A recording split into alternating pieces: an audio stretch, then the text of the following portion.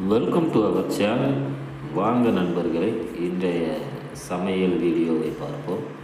இன்றைய சமையல் வீடியோ ஓமானி நண்பர் சுவையாக தயாரிக்கும் மக்பூஸ் என்று அழைக்கப்படும் ஒரு வகை பிரியாணி தான்.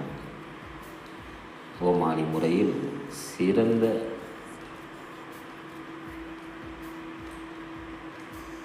பிரியாணி ரெடியாகி கொண்டிருக்கிறது. இவர்தான் பிரியாணி மாஸ்டர்.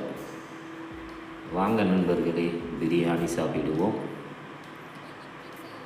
மிகவும் சுவையாக இருந்தது.